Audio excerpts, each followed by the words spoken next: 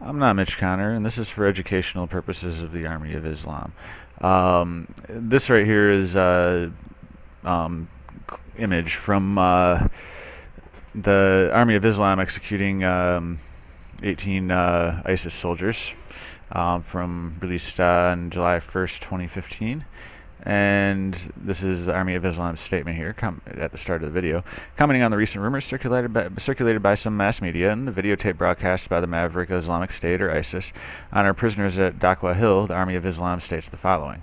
Now, that was a fake execution, this one in the image here, just as the one in this video is fake as well. But they go on. The ISIS in the besieged eastern Ghouta, which is a suburb, by the way, of Damascus, Syria, has neither liberated any inch of this area nor taken part in any battle against the militias of al-Assad, supposedly against the Islamic State. But, all right, here's an article from December 20th, 2013, from Al-Akbar. The situation in eastern Ghouta, just outside of Damascus, has dramatically changed since the beginning of the crisis over 2 years ago. What began as a few peaceful protests eventually grew to include a local armed presence, then brigades encompassing varied factions and fronts. Eastern Ghouta has historically been a battleground for Damascus wars, most recently in the 1930s, when Syrian nationalists chose it as a base to attack French troops. This region in rural Damascus is renowned as a sphere for patriotic armed struggles and a place where the French mandate received severe blows decades ago. However, the war today is much more complicated, as dozens of armed groups have formed and thousands of Syrian and foreign fighters engage in a large regional war. Some of the battles are fought against the state and its regular army. Others are fought among the opposition factions themselves. I just want to know, this is if you just want to read it yourself in the description, but I'm going to read the whole thing, or at least much of it. So, Eastern Ghouta residents primarily work in agriculture and furniture making. As you travel deeper into the region, you notice that residents are mostly peasants living the simple life. A few years before the crisis, Ghouta residents received 2 severe blows. Amid the Turkish-Syrian rapprochement, Turkish goods were allowed to penetrate Syrian markets, particularly home furniture, closing thousands of Ghouta's workshops. So we got economic war between Syria and Turkey there, huh? The second blow was the government's decision to acquire agricultural lands, mainly in the town of Douma, disturbing decades of affinity between Ghouta and the authority, which was built on the principles of agricultural reform and protection of national industry. The uprising quickly reached Ghouta, and a big protest erupted in Douma on 25th of March 2011, followed by larger protests in many Ghouta towns, including Harasta, Zamalka, and all these other places. This also has to do with the origin of the Free Syrian Army, which, by the way, came about right around the time of the Homs bombing, if I'm not mistaken. Now, Homs bombing was early 2013, but that was just to further exacerbate things here. Anyway, and blame stuff on Assad. Free Syrian Army obtains arms. Peaceful protests soon turned into armed clashes with security forces. It all started in September 2011 when a man named Abdel Ghaffar Darwish formed the first armed brigade in Ghouta, the Abu Ubaidi al-Jarrah Brigade, under the wing of the Free Syrian Army. I have a hard time saying those names. The brigade began to attack security headquarters before the intervention of the Syrian army, while other groups, such as the Abu Said Taya group in Jobar, focused on protecting protesters. As Bilal, a Jobar resident, told Al-Akbar, protecting protesters was more of a formal framework.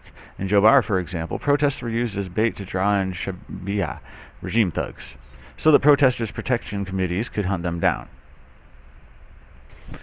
In other words, these protesters that would form into the Free Syrian Army were drawing in basically government bureaucrats so that the protection committees could hunt them down.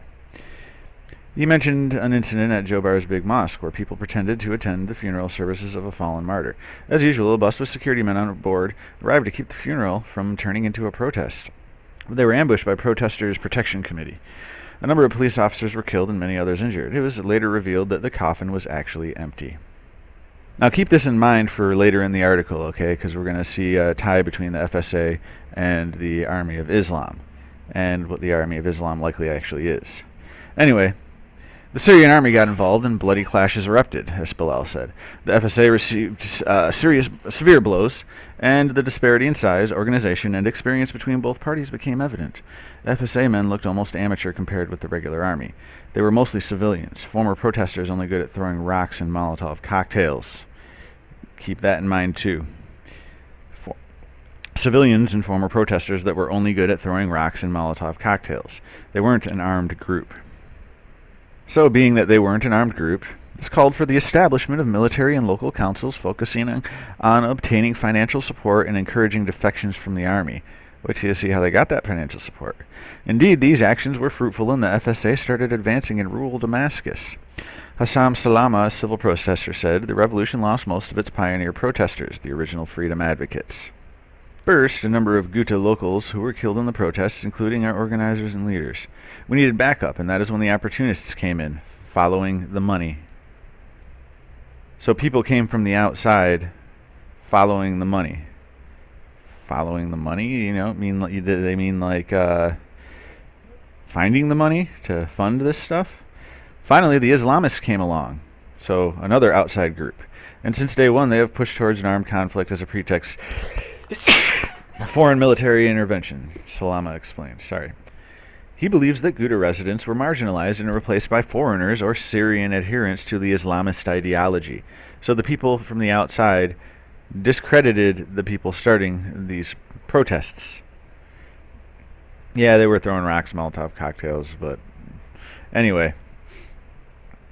All protesters I knew from the beginning of the events are now martyrs, prisoners, living abroad, or staying in their houses. Thus, marginalized. According to Abu Ahmad of FSA Fighter, opposition newcomers formed their own brigades while the FSA was fighting on the front. These brigades imitated by El Nusra Front by restricting themselves to limited operations that would bring them the largest amount of financial support. Here's what the limited operations were to bring them financial support. For them, an operation is launching a RPG and taping it while shouting, "God is great." Each video brings in hundreds of thousands of dollars from rich Gulf emirs and sheiks. So, probably mostly Saudi Arabians. So, to start, these outsiders marginalized the original Free Syrian Army, which wasn't even really an army, just a bunch of protesters, and basically started making these videos, taping themselves, launching RPGs, shouting "God is great," and getting money for it. But who were these outsiders? We might find some answers in here really soon.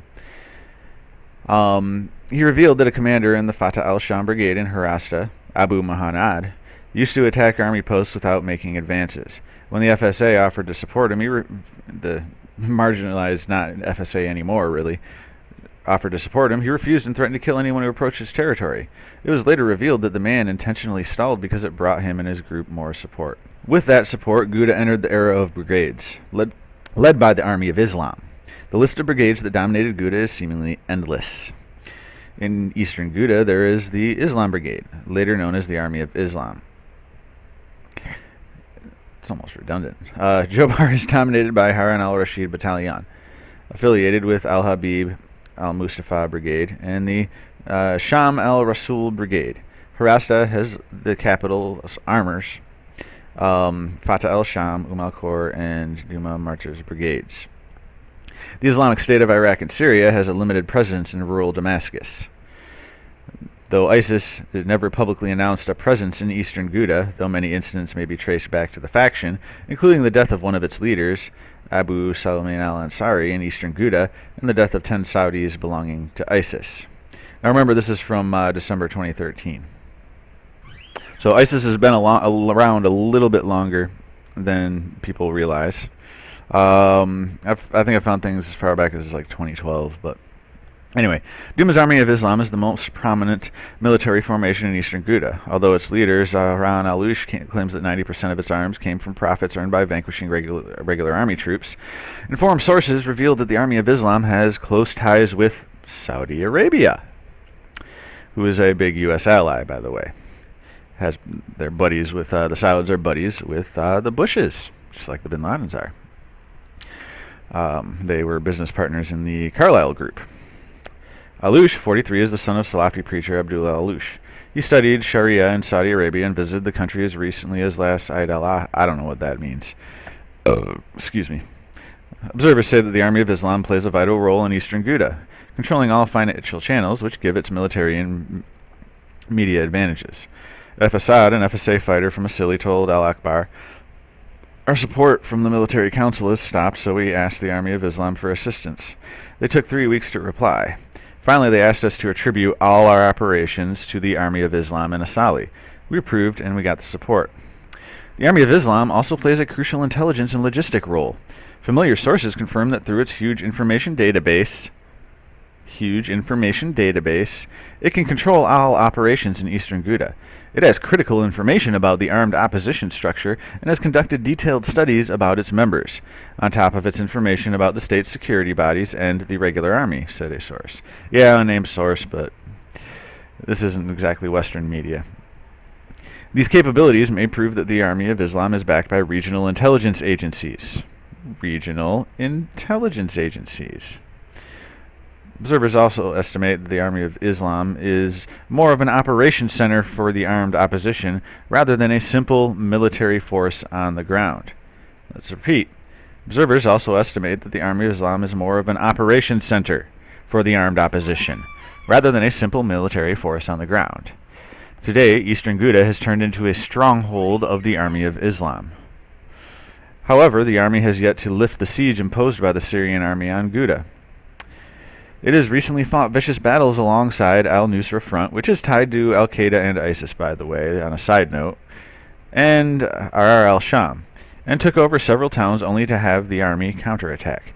Last week, the Army of Islam was accused of committing a massacre of civilians in Adra.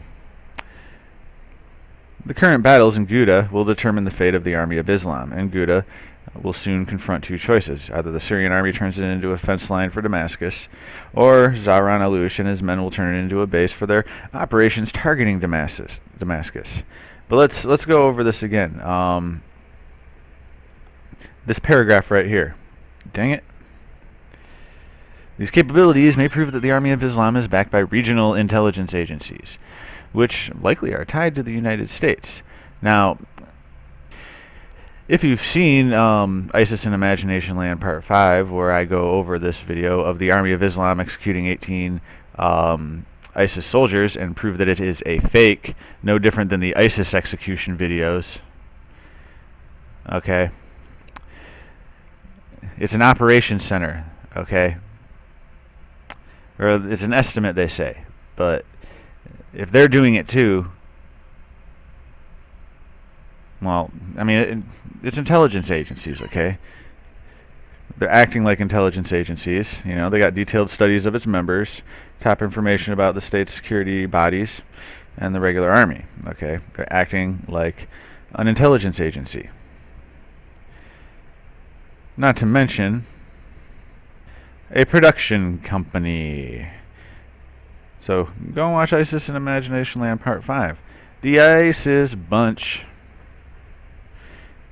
And you'll see that it's quite fake.